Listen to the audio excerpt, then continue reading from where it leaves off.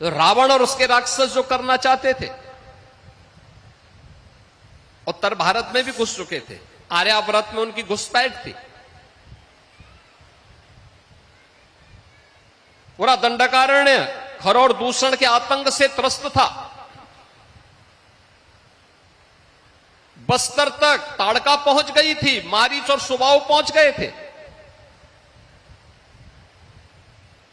वहां के सुंदर वनों को, नगरों को उन्होंने उजाड़ करके तहस नहस कर दिया था, उजाड़ कर दिया था। याद करना, जब भी नकारात्मक ताकतें वर्चस्व में आएंगी, ऐसे ही उजाड़ करेंगी, ऐसे ही तहस नहस करेंगी, जो रावण के समय में करते थे। शिक्षण संस्थानों को, शोध के केंद्रों को वैसे ही बंजर करेंगे जैसे खर और दूषण और ताड़का के द्वारा उस कालखंड में किया जाता था। और तब पहले महर्षि विश्वामित्र प्रभु राम को अपने यज्ञ की रक्षा के बहाने ले गए और ताकत को देखना चाहा कि क्या यही राम हैं जिनके बारे में हम सोचते हैं। तो मुकाबला, सबसे पहला मुकाबला किससे हुआ?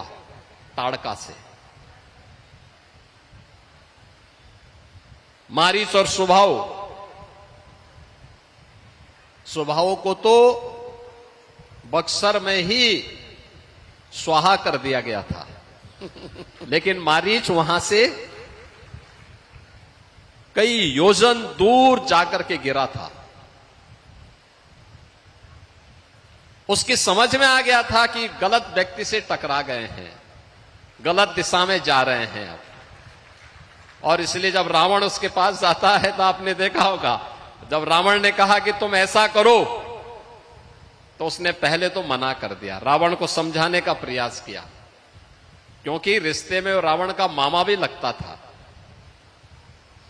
यही होता है, ये चाचा और मामा जब किसी व्यवस्था में पड़ते हैं ना, तो हमेशा उसको कुसंग की तरफ ही लेके जाते हैं,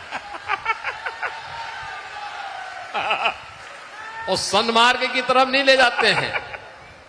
आपने देखा होगा, शकुनी दुर्योधन के पाले पड़ा तो महाभारत करवा दिया। ऐसे ही ये मारीच रावण के संग आया। रावण ने उनसे कहा कि मेरे साथ इस, पहले तो उसने समझाने का प्रयास किया, लेकिन अंत में उसको मालूम था, रावण ने कहा मार दूंगा अगर नहीं मानोगे तो उसने कहा कि चलो तुम्हें तो मरना ही मरना है, लेकिन मैं तेरे हाथ से क्यों मरूं, कम से कम प्रभु के हाथ से मरूंगा तो उद्धार हो जाएगा।